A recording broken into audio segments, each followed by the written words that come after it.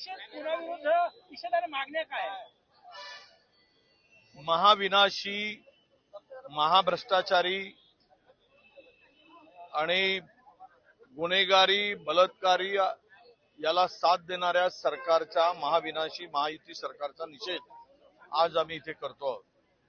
या सरकारच्या काळामध्ये मागील 1 जानेवारी पासून तर आता ऑगस्ट पर्यंत 2141 महिलांवर, मुलीवर अत्याचार झालेत.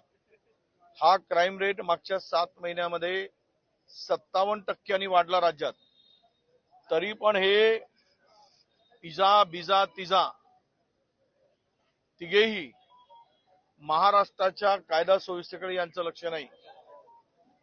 गृहमंत्र्याच्या जिल्ह्यात कायदा सुव्यवस्थेचा बोजवारा उडाला. मुख्यमंत्र्याच्या जिल्ह्यामध्ये पूर्णतः कायदा सुव्यवस्था शिल्लक राहिली नाही. मग हे करत काय आहेत राज्यात?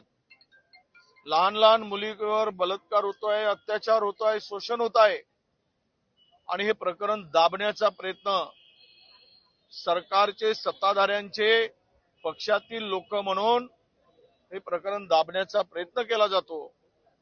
FIR नोंदण्यामध्ये वेळ घालवला जातो, कारवाई करण्यामध्ये वेळ घालवला जातो आणि उच्च न्यायालयाने यांचं थोबाड लाल केल्यावर हे कारवाईसाठी पुढे येतात.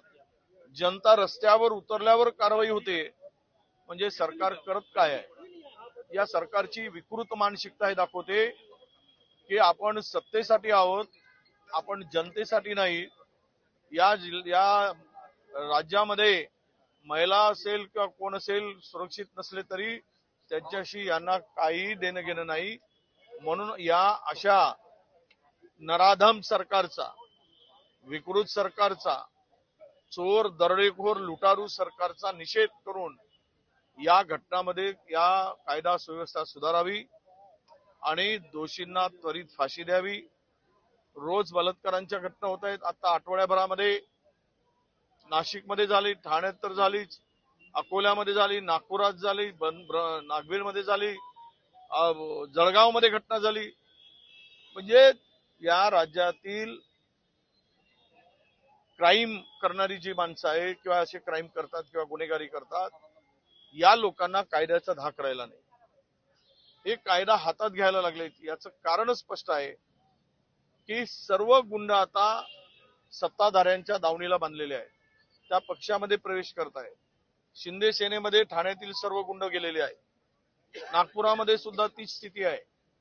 क्राईम करत असताना कायद्याचा धाक असायला पाहिजे, पण जे धाक देणारे प्रशासन आहे, पोलीस आहे, यांना सुद्धा आता काम करू दिलं जात नाही. तुम्हाला माहित असेल की कामठी विधानसभा क्षेत्रातील कुराडीमध्ये पोलीस अधिकाऱ्यांनी एका क्रिमिनलवर MTD अंतर्गत कारवाई केली आणि तो कार्यकर्ता हा भारतीय जनता पक्षाच्या जवळचा असल्यामुळे त्या पोलीस अधिकाऱ्याची 6 महिन्याच्या आत बदली केली. हे काय दर्शवत आहे? सेल्फी काढले जात आहेत. मुख्यमंत्र्यांच्या खांद्याला खांदा लावून क्रिमिनल उभे असतात. तर हे संपूर्ण राज्य आता कायदा सुव्यवस्थेच्या बाबतीत या महाविनाशी सरकारने खड्ड्यात घातला आहे. तिजोरीची लूट ओरबडून खाण्यामध्ये त्यांना स्वारस्य आहे. या पलीकडे यांना राज्याशी देणं घेणं नाही. लाडकी बहीण म्हणून आता आपण योजना आणली. 1,500 रुपये देण्यासाठी 200 कोटी रुपये जाहिरातीवर खर्च करताय. आज नागपुरामध्ये रेशीमबागमध्ये 30 तारखेला कार्यक्रम आहे. टेंडर काढलाय, टेंडर अजून फायनल झाला नाही. ते काम पेंडाल टाकणाऱ्याचा ऑनलाईन टेंडर दिसतोय 2.5-3 कोटी रुपयाचा, पण त्या ठिकाणी एजन्सी जाऊन काम करताय. म्हणजे सर्व काम मॅनेज 7 लाख कोटीचे टेंडर मॅनेज करून यांनी त्यातून 1,40,000